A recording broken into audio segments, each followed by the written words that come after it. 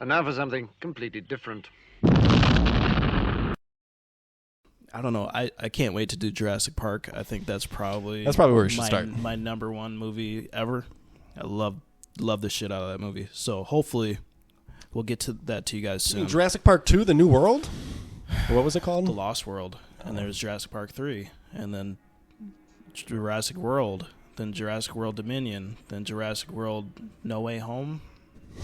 What was that last one called? Jurassic Park Dominion. Jurassic Park Revenge of the Velociraptors. The last movie I saw, the last one that came out, was so awful. And it made me throw up a little bit.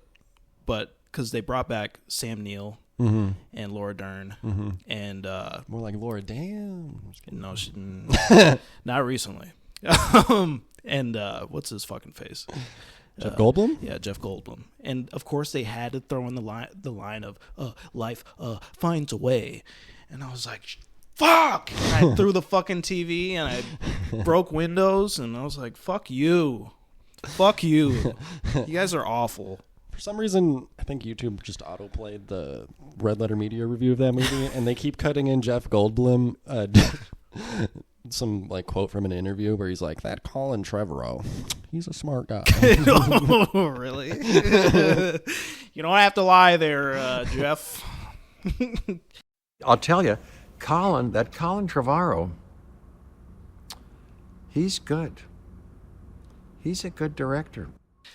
He was in what was that Taika Waititi Thor movie, Ragnarok? Yeah, he was in that. And then Taika Waititi made another Thor movie. And now they're like, now you make movies about soccer games. He's in something recently too. He acts, and I don't like him. He's got a weird face. He's Ratcatcher's dad in the Suicide Squad. Oh yeah, he is. That's a great movie. We're going to talk about superhero movies. That's a great one. That movie, I remember I watched it. I think that came out during the pandemic. It did. Yeah. And I put it on HBO Max and I watched the whole thing and I turned it off and I was like, damn, movies are back. Like, you're like, damn. That's how you make a movie. That's I'd probably just watch like Ant-Man and the Wasp or something. Yeah. Not Quantumania, but just the one before it or some other terrible Marvel during product. the pandemic, it was like the big blockbusters during that time. It was like Kong, Godzilla. And I love that movie. I hated that movie. I love that last movie. One. I like the new one more. Really? That movie is terrible. The new one is awful. The new one's better than that one? No, it's not. It's really not. I think the new one's so stupid that it's like come back around to being fun, and the other one is more like stupid than boring, stupid than boring, stupid than boring. I think the new one is the most like the Toei got or Toho, or what is that shit? The Toho Godzilla or whatever? Yeah, he busts like somebody in a submarine's tracking Godzilla, and he's like, if he breaks through, he will supercharge. And I'm like, I guess that means he's pink now. I loved how they had like just a glove for the right arm for Kong when he got froze or whatever. They just had that just in the locker conveniently, and it conveniently had antifreeze in it. And that was hilarious. Yeah, I have no idea. It was like a fucking infinity gauntlet. It's so funny. Yeah. I did like the big bad in that movie. The fucking the red ape guy, yeah. He was pretty cool, And then they had the ice Godzilla or whatever. I thought that it was kind of lame, but he rode on it. Yeah, and I was like, how do you not burn your crotch? Freeze your crotch. That's what I'm saying, like freeze burn. Yeah. Oh, freeze burn. Oh my God, that would be awful. That would hurt so bad. Your balls would literally shatter. I don't know. That movie was all right. What else have I watched recently? I was thinking about watching Furiosa again the other night, but then I was like, no, fuck that. I don't know. Everything's been kind of mid, bruh. Literally. So, like, I've been trying to catch up on some 2024 movies that I missed. And I think, let me count. 1, 2, 3, 4, 5, 6, 7. 7 of the last 8 2024 movies that I've watched, I rated 3 stars on. Which ones did you watch? On Letterboxd? On Letterboxd. And a couple before that were like 2 and 2.5 stars. Like The Beekeeper, that's a 2.5 star movie. That movie is terrible. I like. Really? Like, I like it. It's not like a good movie, but it's like entertaining. I feel like this year seems pretty devoid of good movies. So when we go to the end of year do like our end of year list stuff, I feel like there's going to be a lot of movies where I'm just going to be like, well, I liked a lot of it and it's got problems, but I like the parts I liked. Because there's like Dune Part 2, and then everything else is like, I have pretty big reservations about. Yeah. Even the stuff that I liked. So I watched Sid Sweeney's Immaculate. Pretty good. But it's like between that and Is the that first... the one with Emma Stone? No, it's the Nun movie with Sid Sweeney. Oh, okay. Yeah. And the First Omen. I heard the First Omen was pretty decent. So I've watched a really them nasty both. Scene. Yeah, there is. I've watched them both, and it's weird because they're like, in some ways, identical movies. Because it's like, girl from the United States shows up at an Italian convent and is suddenly pregnant and doesn't know why. Yeah. And the people at the convent are somehow involved. They kind of splinter in like, they're kind of the same but also different in the way, like, I guess, to kind of sidestep spoilers, Immaculate never really gets supernatural, and First Omen does. But it's 3 stars. Like, it's pretty good. Sydney Sweeney, I don't think she can do like talking dialogue. Like she just sounds like this all the time. Yeah. And it's like, I'm not like, this is not the tone for like our talking scenes during a horror movie. We just want to see boobs. Well, we do get to see some of that, but she's also pregnant for half of it. But towards the end, when things are really going like left, she's actually like pretty good. And like the final scene of that movie is like, all right, they went there. They went farther than I expected. Interesting. Both these movies went farther than I expected in ways I didn't expect. Civil War was super mid. I was like, this is good in individual pieces, but the politics of this don't like. There were no politics. How do you make this movie and try to use all the things that are in it and try to make it apolitical? Like, it just doesn't work. There was no theme at all. It was just like, okay, so that happened at the end. All right. It was like, I don't know. The number one, it was the marketing for this. And I didn't think it was going to be an action movie going into it, but they marketed it as an action movie. And I think people were disappointed when it came out. They were like, oh, we forget this is an A24 film. It's a movie about photojournalism. Yeah, but I like that, though. I really like that. But I think the only scene that was interesting or had any type of tension was the scene with, what's-his-face? Jesse Plemons? Yeah. The Jesse Plemons scene part of the movie. Is great, and everybody shouted that out since the trailer. I do like the Christmas scene. I'd say is even better. Christmas scene? It's when they show up. The sniper. Yeah. Yeah. Hey, what's going on? Someone in that house. They're stuck. We're stuck. Who do you think they are? No idea. Hey, we're press. Cool. Now I understand why it's written on the side of your vehicle.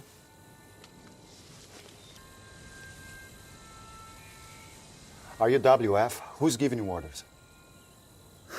No one's giving us orders, man. Someone's trying to kill us. We are trying to kill them. I'd say that's a movie that has lots of individual parts, but when I think about it after, I'm like, how is this movie like, so there's that part where they're like entrenched with like the rebel militia or whatever, and they're all wearing like Hawaiian shirts. Yeah. And that is a sign of Boogaloo Boys, which are a real thing. There were Boogaloo Boys in Minneapolis. Yeah. They show a clip of Minneapolis in the beginning. Oh, they did? When there's like a montage of all of these riots and I didn't even stuff, notice that. real world riot stuff, and one of them is like SWAT teams marching up the block over by Lake Street, like half a mile from where we are. I didn't even notice that. So it's like, what's his name? The director is Alex Garland is a British man, and I'm like, I feel like this must be what like watching Black Hawk Down if you're from Somalia is like. Yeah. You know? Yeah, for sure. Except Black Hawk Down is based on a real situation. But the point is, it's like, it's so close to home, but it also feels like you're just like randomly choosing this iconography and ideas. Like, he chose the Boogaloo Boys look, but doesn't want to contend with their like very far right politics at all. Yeah. Or how that would work in this fictional world with this, fascist president that's took a third term. And also, if what's his name from Parks and Recreation was president, I'd give him 3 terms. Yeah.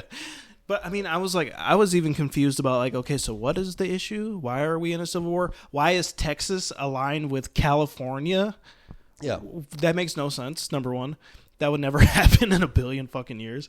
And then it was like, I guess the president was dropping bombs on American soil or something. And then it led to this, whatever. I don't know. It was more authoritarian kind of government. But the movie was just bizarre and it kind of sucked. Also, Kirsten Dunst, I don't think she can hold a movie on her own. I thought it was really funny. Now, spoilers for Civil War. The way she dies is hilarious. Oh, and yeah. I was like, She what got are clapped. you doing? And then the girl took the picture of her, because then it's like, oh my god, she just took her place now. She died how she lived. Yeah, it's such horseshit. I thought that movie sucked. It had some good scenes. Jesse Plemons, I didn't know was married to Kirsten Dunst. Yeah, that's how he got in there, because whoever was going to be it backed out, and she was like, I bet Jesse can do it. And he was great. Jesse Plemons, I have yet to see him in a bad role ever. He's a fantastic and underrated actor. I think it's because he looks like a less handsome version of Matt Damon, so that might be why he doesn't get his accolades. You know who he actually looks like? He's like the reincarnation of Philip Seymour Hoffman. Yeah, a little bit, yeah. And can I talk for like 2 minutes about aggro drift again? Sure. Because this is the weirdest shit I've ever seen. Like, okay, Aggro Drift is a Harmony Korine movie. If Gummo and Spring Breakers are maybe his two most famous movies. Shot entirely in thermal. So it's all thermal vision. They use like AI generated. So while you're watching it, and it's all very trippy and weird. This is the movie with Travis Scott. This is the movie that has Travis Scott in it. So like in scenes as they're showing characters, it's kind of just like images and music. There'll be like tattoos, like designs will like show up on people's bodies and kind of like fade in and out. Or like every once in a while, like this demon figure shows up in the sky and it kind of seems like he's connected to this main assassin character. Like it's his ego, and kind of like there's a moment where he goes out on the assassin goes out on a balcony and like makes a opening motion with his hands and like opens a portal to like view the demon. It's really trippy and weird, and like in equal parts, this is like 5-star, like kind of like artistic, just like when it's doing like visuals and music, and a lot of it's just like thermal visuals of like dudes in masks with guns, and like it's weird and it's intense and it creates a vibe. And then sometimes a lot of the dialogue is terrible. It's terribly written and even worse performed. Like it's so awful. There's like one guy that knows how to read lines in this whole movie, and it's not the main character. What was the budget? Do you know? I'm gonna guess almost nothing. Pretty low. It seems like whatever the budget was on getting. I think he said he like borrowed these cameras from NASA, and then Whoa. Okay. hiring a bunch of strippers, because there's also a lot of movies just dedicated to like booties jiggling. So, and that's another thing. I thought that this movie was like a promotional thing for Travis Scott. It looked like a music video. So it feels like it, and when it's at its best, it is more like a music video. But like some of the dialogue is just like the main character just keeps going, "I am the world's greatest assassin." Oh, Jesus. And he says it like over and over. And this is the guy that made Gummo. And over again, yeah. Interesting. And or literally the main bad guy, he's like a fucking like he's like a Far Cry villain or something, because he's always wearing a mask, like a luchador mask, and like walking around, or like a WWE villain, and walking around in like a Speedo, and he's always surrounded by like just a harem of like strippers, and he'll just like hold a katana and pelvic thrust and go, "Dance, bitch, dance, dance, bitches, dance, What the dance, fuck? bitches, dance." Or like towards the end of the movie when he's about to get confronted, which the end fight is like 5 of the coolest minutes of anything I've ever seen. Before the end fight, he has like just 2 strippers in like giant human-sized bird cages, and he's like, "Your bitches are mine. You're mine, bitches. These are my bitches." What the fuck? So I rated this movie 3 stars because I'm like, this is both total genius and like the worst thing I've ever seen. I think it was intentional though. it kind of feels like a shit post.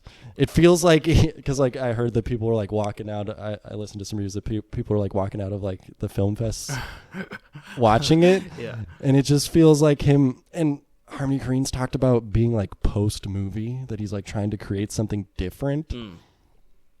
I don't know. And then the whole thing is just this like one, like a guy hires the assassin. He goes to go kill the guy. The assassin returns back to his family. So would you recommend? If you're into weird shit, like Kaylin, I want you to check it out just because I think you'll appreciate the visuals, and you can, believe me, you can just shut it off whenever you find it to be too stupid. Like I powered through, and it's not even really widely available yet. I had to watch it. I had to get, let's say, Industrious in how I... Oh, I thought that was the name of the streaming site. I was like, what the fuck is Industrious? No. I had to get, go through some back channels to watch this. But it's both the dumbest thing I've ever seen and the coolest thing I've ever seen. Interesting. In equal amounts. Like, there are parts of this movie where I was like, I cannot believe how, like, I'm losing brain cells right now. Yeah. I cannot believe how stupid this is. And there's other parts where I'm just, like, mouth open. You know, when like, people are hypnotized in cartoons and the little spirals appear in their eyes? Yeah. That's how I felt. Where I'm just like... So, I don't know. Maybe check out Aggro Drift.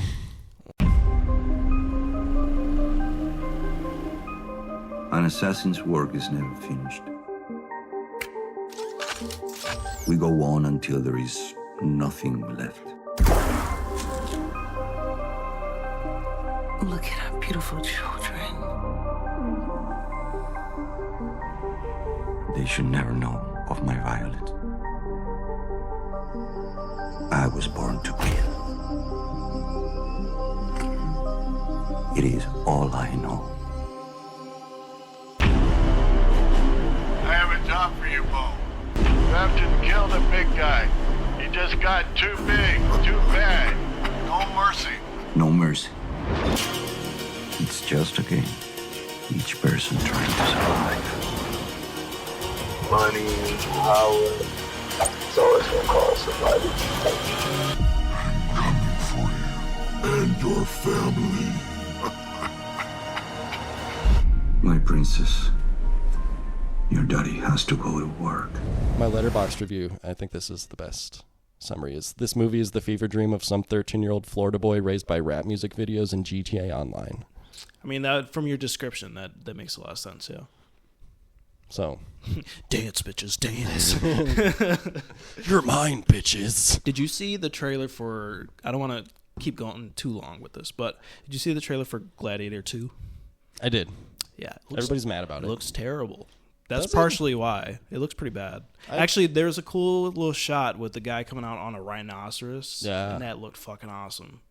And so I'm hoping that you'll get some great visuals. And I'm excited for Denzel, even though he's going to be Denzel again, So I heard a lot of people were just mad because they did a rap music video. Like, they put rap music in it. Shut up. Like, why is that a critique? It's not like it's going to be in the actual film. Yeah, and also...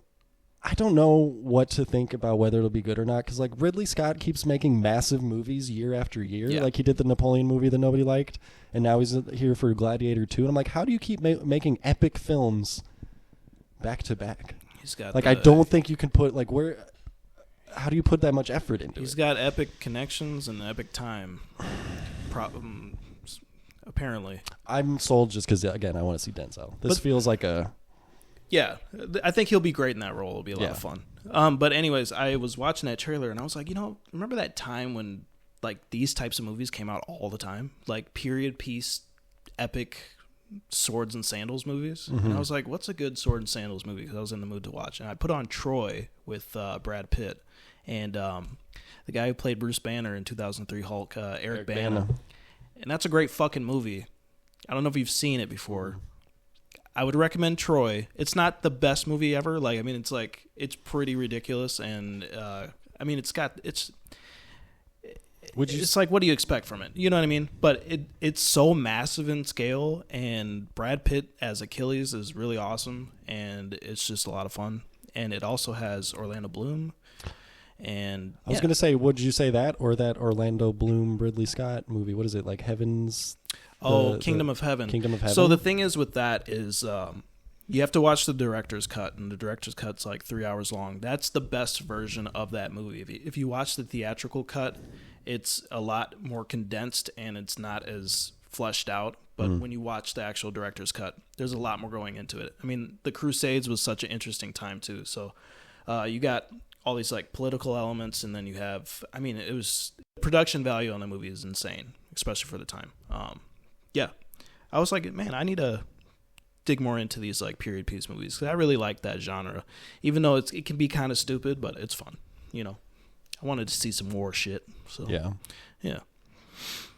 I mean, this year's going to probably be a little light because it seems like it's aftershocks of the writer's strike.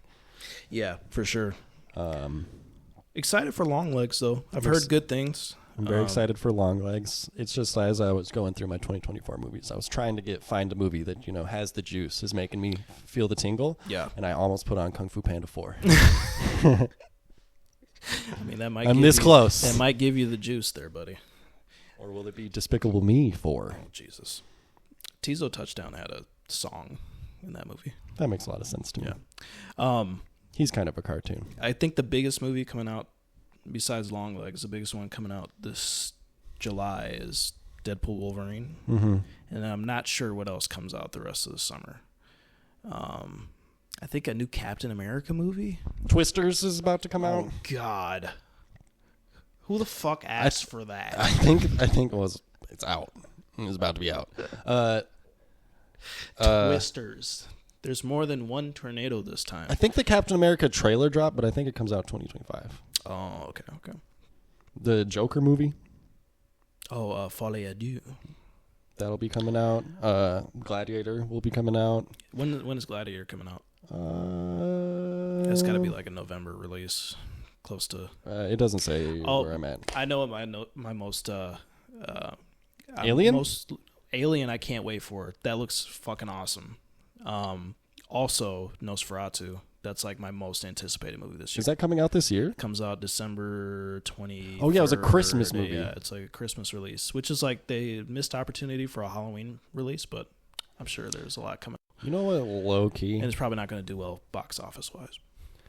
What low key is the one I'm looking forward to, and not even because it'll necessarily be good, is Trap, the new Shyamalan movie about the guy stuck in the serial killer who's at a concert that I guess was entirely put on as a trap to find this serial killer.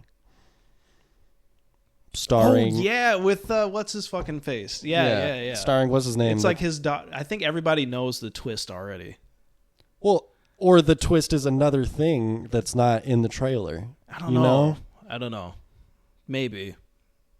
But I'm also just on board with the Josh Hartnett. That's his name. Yeah. Revival. Yeah. He was in Oppenheimer. He was in a couple Guy Ritchie movies recently. He was in a great vampire movie called 30 Days of Night. I don't know if you've ever seen that before. Damn,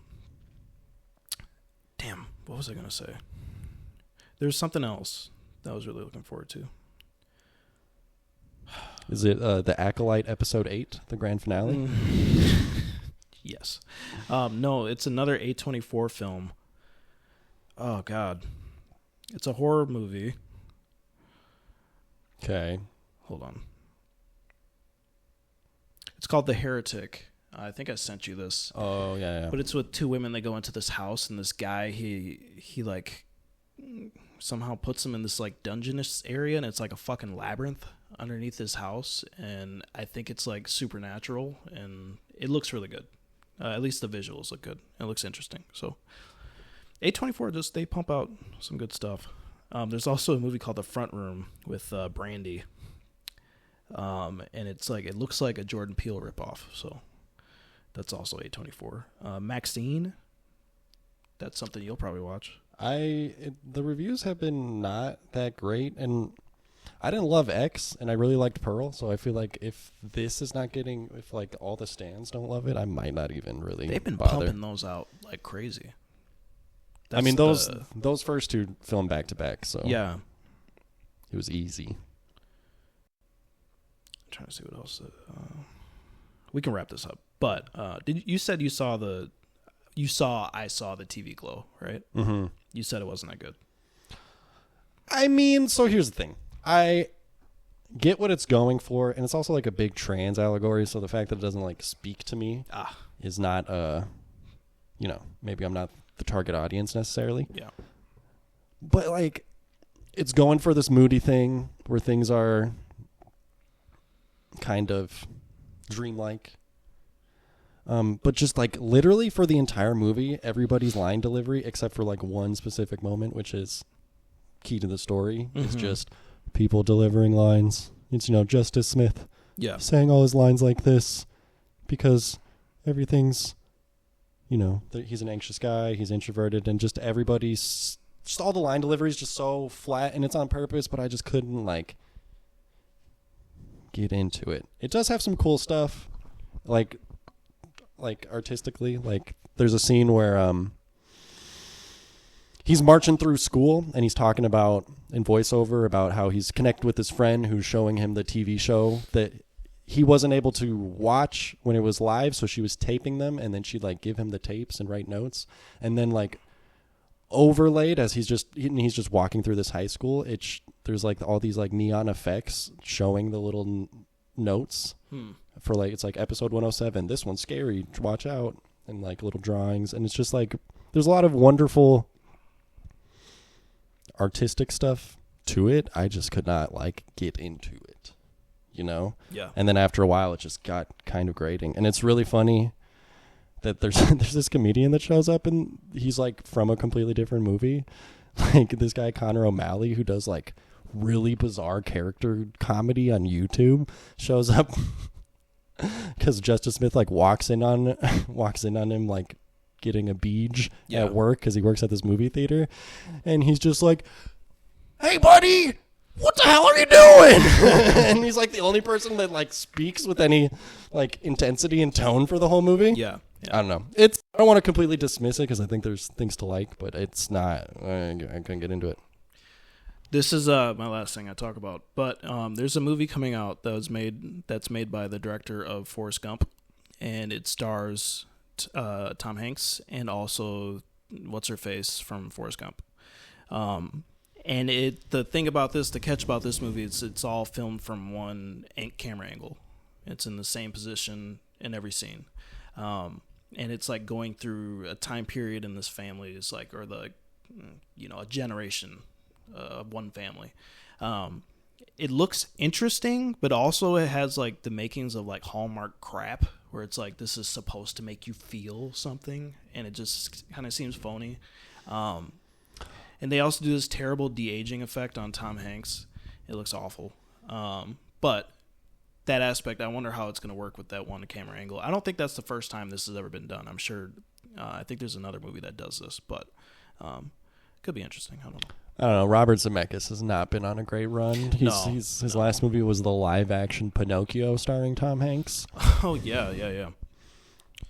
Yeah. So it's probably gonna be crap. But I thought that was interesting, kind of like to watch his family. It's like Boyhood or something. I don't know. Yeah. Anyways, let's wrap up this pod. It's been real. It's been real. Look forward to whatever comes next week. Yeah. To know we recorded this on July 14th. I'm trying to work in another Trump not getting shot joke, but I don't have my brain's deep fried at this point. Yeah. So, stay safe. Things are weird outside. It's hot. Dodge those bullets, guys. Drink water. Yes, drink plenty. And see you on the next one. Adios.